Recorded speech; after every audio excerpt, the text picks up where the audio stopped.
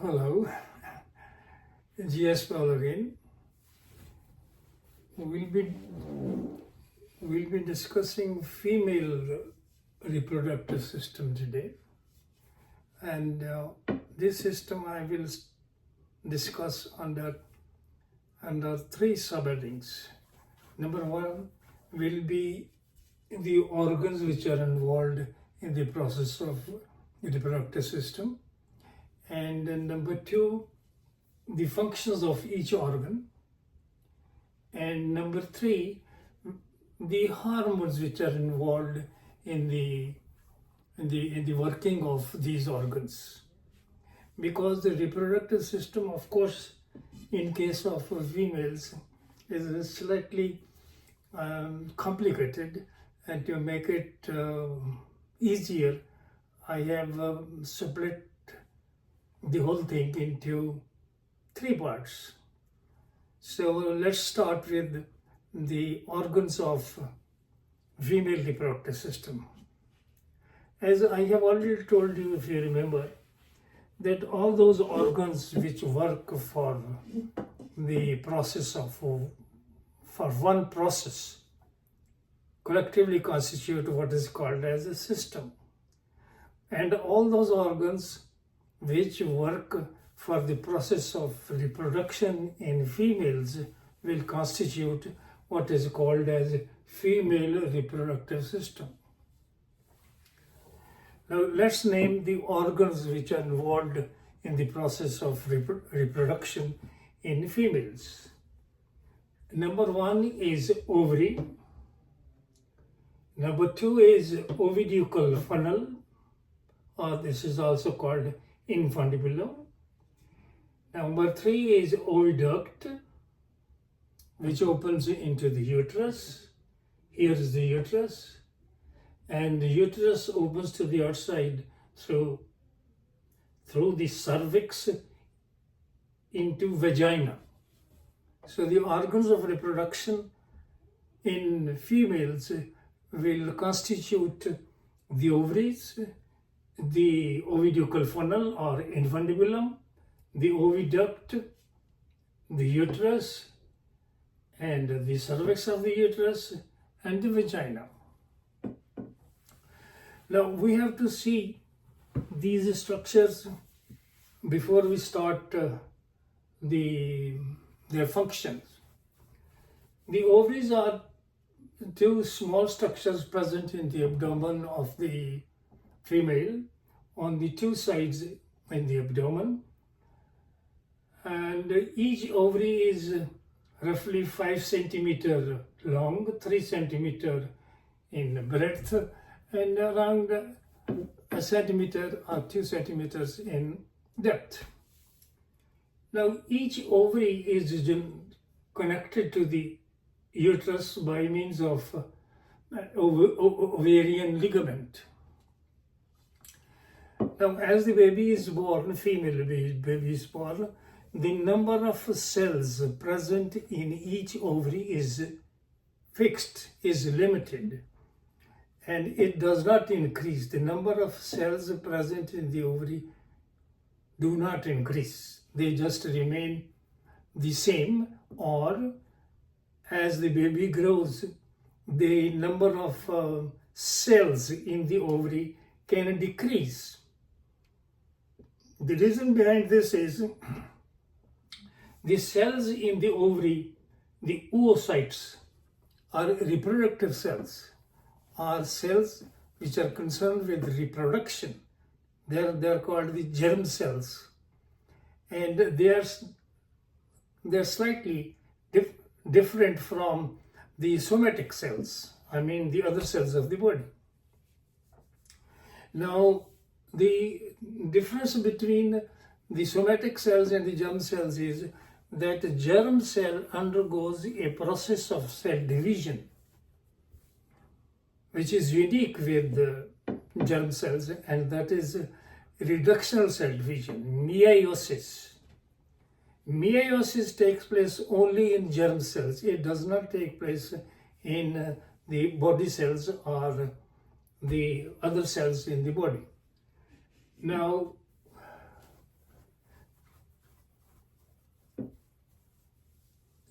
That is concerning the ovary. We'll see how does it work under the working of the organs. The oviducal funnel or the infundibulum is a funnel-shaped structure close to the ovary, but not in touch with the ovary, and the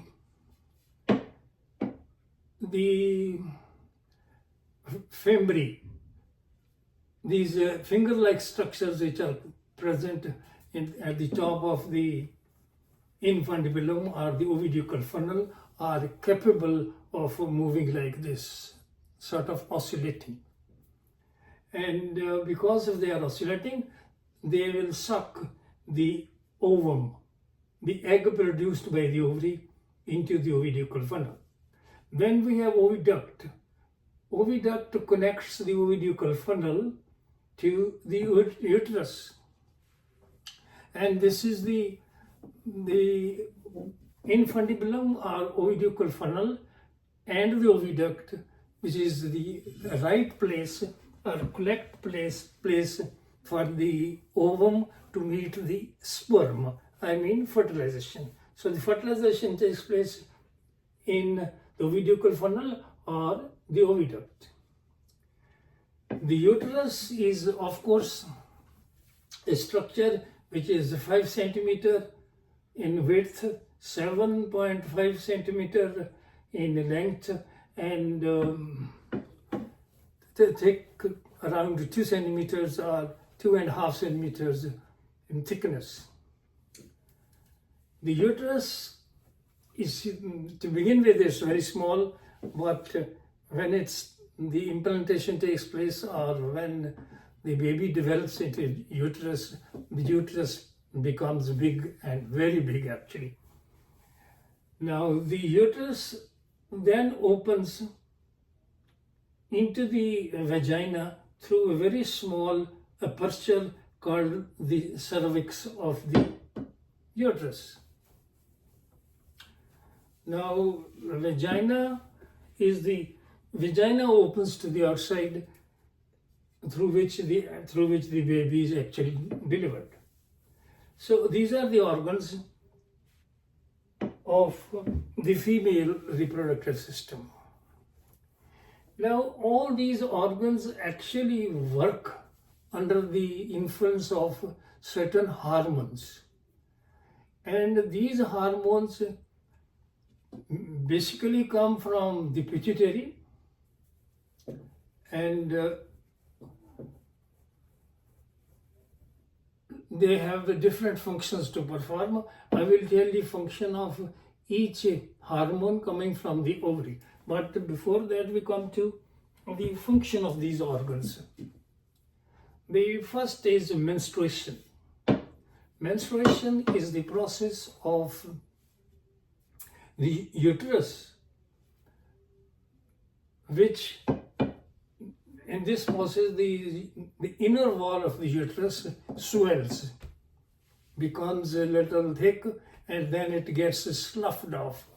And the sloughed off material, I mean some of the blood as well as some of the tissue, are excreted or secreted to the outside through the cervix and the vagina. This process of sloughing of the inner wall of the uterus is called the menstruation or menstrual cycle. It is called a cycle because it takes place once in every 28 days, roughly. Sometimes we can say monthly. It's a monthly course. Now, during this period, it takes around 6 days, 4 to 6 days, for the uterus to develop, that uterine wall to develop and then slough off. During this period, menstruation period, it is roughly for 2 to 3 days. And during this period of menstruation, that is a function of uterus. During this period of menstruation, that is around 6 days, the ovary also undergoes a process called ovulation. In each ovary, actually one of the ovary gives rise to one ovum every month, so it's almost alternate. Now, quite a few cells in the ovary, the oocytes, undergo the process of development. In the ovary, a follicle develops, and in this ovary, in this follicle, there is one oocyte. Actually, many follicles develop, and many oocytes are under the different follicles, but only one oocyte will mature into an ovum. Now, this process again takes place, the development of the follicle around the oocyte in the ovary takes place in around 2 days, 14 days. What happens is that a follicle develops, and this follicle surrounds an oocyte, and the follicle becomes bigger and bigger. Ultimately, it breaks, and that breaking of the follicle is called ovulation. Now, during this development of the follicle and breaking, the oocyte present in the follicle undergoes a process of reductional cell division, meiosis. And because it is formation of the ovum, it's developing from the oocyte. This is also called oogenesis. In such a way that the number of cells in the oocyte, which is 46 to begin with, is reduced to 23, half of the chromosomes. Now, during this formation of the ovum from the oocyte is called the process, which is called the oogenesis.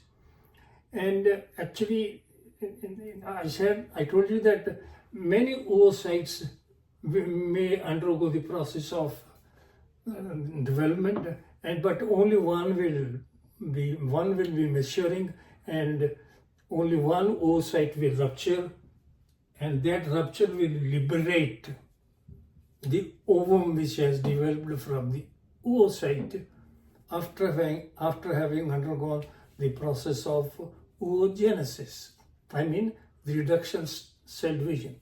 So the ovulation takes place. When the ovulation takes place, that means the ovary ruptures and the ovum is released. Now, one thing, when the ovary ruptures, some of the blood comes out, and that blood makes a clot in the ovary, and this clot is called corpus callosum.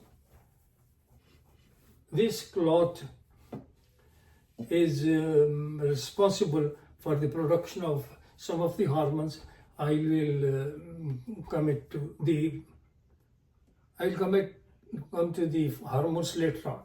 Now, as the ovum has come out from the ovary, the fimbriae, that means the finger-like projections of the oviducal funnel or the infundibulum, start vibrating, hence creating a force of suction in such a way that the ovum which has come out will get into the oviducal funnel, is sucked into the oviducal funnel, and then this ovum starts moving from the oviducal funnel through the oviduct into the uterus. Now, it takes generally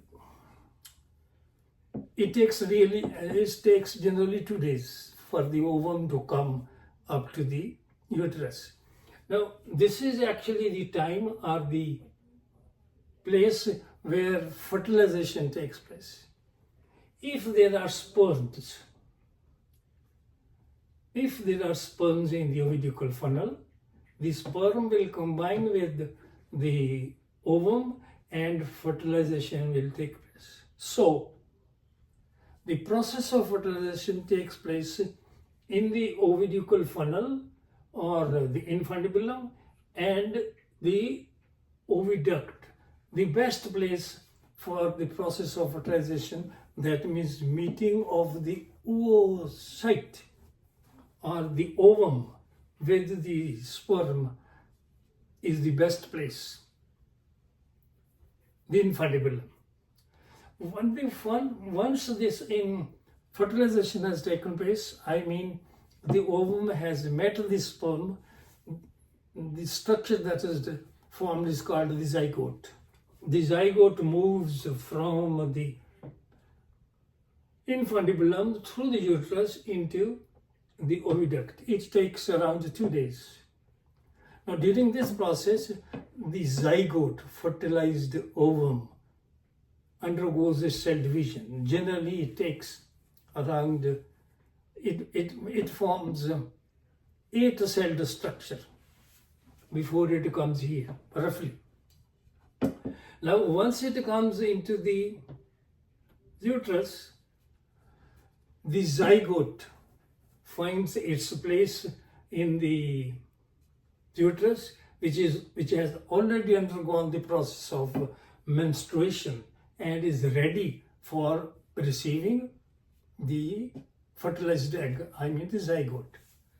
Once the zygote comes into the uterus, it gets implanted in the uterus, and this implantation is in the uterus is called pregnancy. That means the female has undergone the process of, the female has gone sort of pregnant, implantation. She has conceived. Now, once the implantation takes place in the uterus, it so happens that the zygote sends its blood vessels into the substance of the uterus in such a way that the blood vessels of the zygote get into the material or substance of the uterus in the form of roots. And these roots then receive nutrition from the tissue of the uterus. What I'm trying to tell you is that actually nothing comes directly into the body of the uterus and the body of the zygote. It is only sucked. Transformation of blood contents from the uterus through the placenta into the body of the developing structure. The developing structure is now called a fetus. Once it is implanted in the uterus, it is called the fetus. Now, once it is implanted, it takes around 9 to 10 months for the zygote to develop into a baby. And once that baby develops into a baby to be delivered, this period during which the fetus develops into a baby is called the gestation period. The gestation period, as I have already told, is around 9 to 10 months. Now, after this gestation, after the baby is developed into the uterus, this baby is then delivered, is pushed to the outside through the cervix and the vagina to the outside. And this process of pushing the baby out in the universe, in the atmosphere, is called the delivery. That means delivering the baby. This process of delivering the baby through the cervix of the uterus is also controlled by the hormones. Now, this is how the different parts of the reproductive system, I mean the ovary, the infundibulum, the oviduct, the uterus, the cervix, and the vagina work. So the baby is delivered, which means menstruation in the uterus, ovulation in the ovary, fertilization in the infundibulum and the oviduct, and then implantation in the uterus, and then the gestation period and the delivery of the baby. Now, all these functions which I have told you work under the influence of some hormones, I mean different hormones in the body. To begin with, the first hormone is follicular stimulating hormone and LHH, luteinizing hormones. These hormones are secreted by the pituitary at the time of the development of the different structures in the body, and that is around 14 years. When the girl is at the age of 14 years, plus minus 2, from the pituitary, that means the young girl has come up to the age of 14 years, then pituitary will secrete these two hormones. And when these two hormones come, the first thing, FSH and LH, will come to the ovary. FSH, I mean follicular stimulating hormone, as it comes to the ovary, the ovary starts undergoing the process of folliculation. That means formation of follicles in the ovary. At the same time, when the FSH comes into the ovary also secretes a certain hormones. It is estrogen and progesterone. The estrogen is responsible for the female to develop the secondary sexual characters. What are secondary sexual characters? That means at the age of puberty, that is the age of getting ready for the baby to be developed. The secondary sexual characters are, number one, the hairline. That means the hair present on the head make a different appearance. And then, second thing is the pitch of the feminine pitch. What I mean is that the voice of the female has a greater frequency than that of the male frequency. I will say the voice of the female will become more shrill than that of the male. So this is the effect of the estrogen, secondary sexual characters. And what happens, and this is actually the vocal cords are involved. The third thing is the appearance of the hair on the body. I mean, in the female, different hair of pubic hair and hair under the arms, and the development of the hair. Then the next thing is development of the mammary glands. That means the milk-producing structures start appearing, secondary sexual character in case of female. And the third thing is menstruation. The menstruation will start, that means the inner wall of the uterus undergoes the process of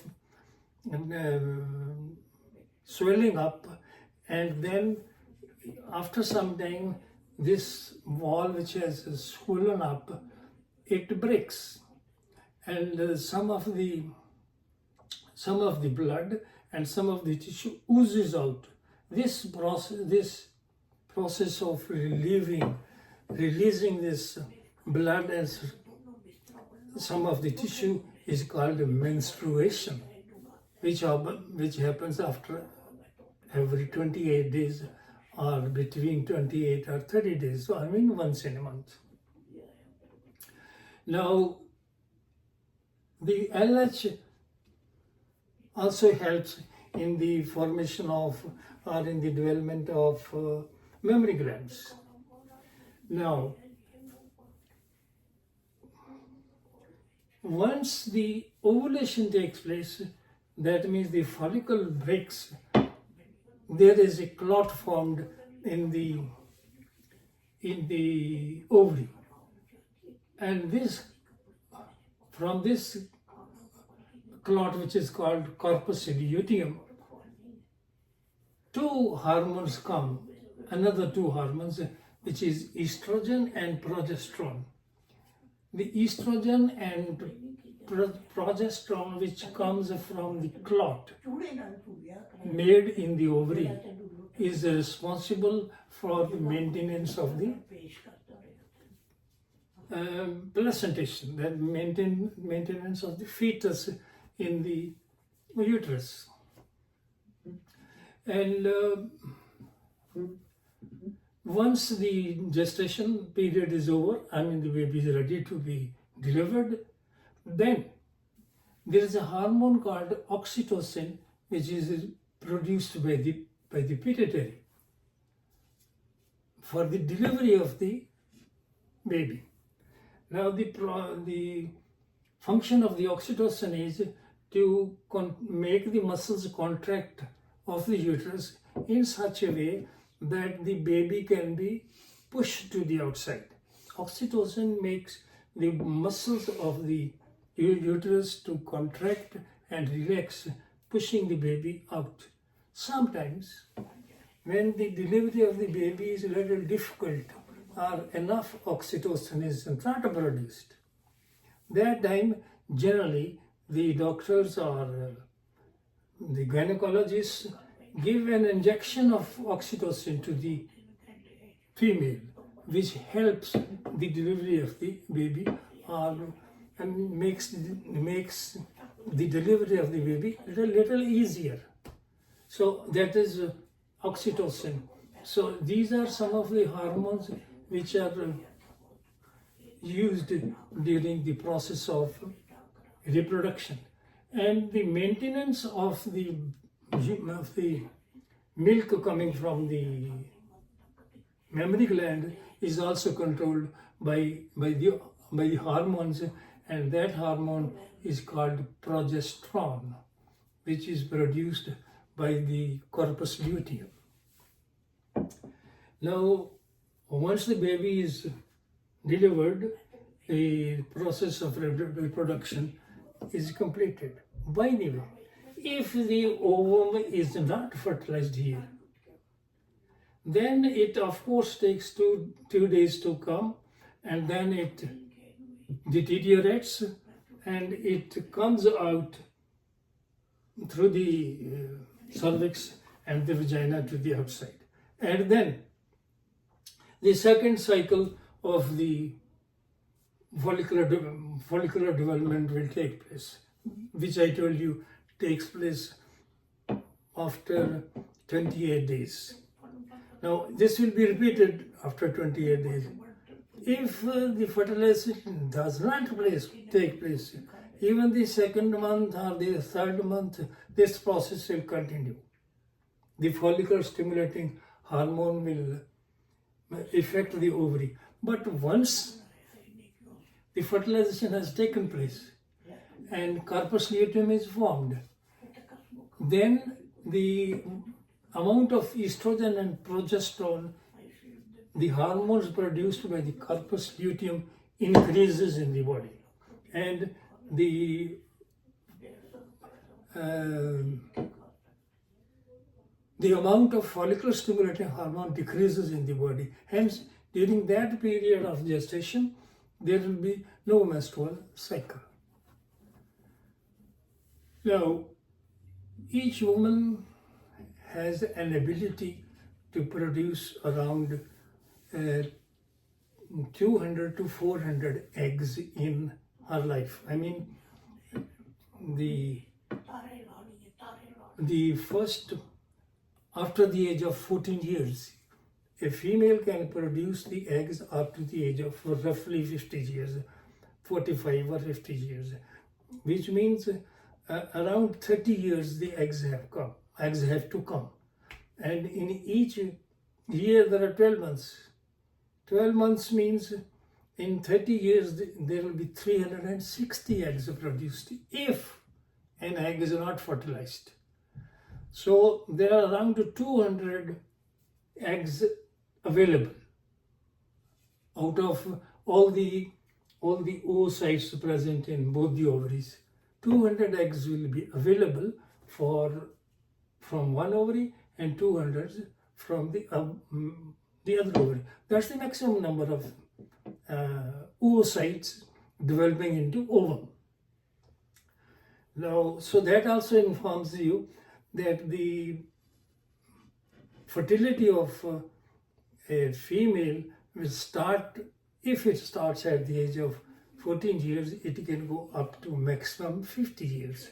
After that, there is a period where no reproduction or no eggs will be produced, and this stage is called menopause.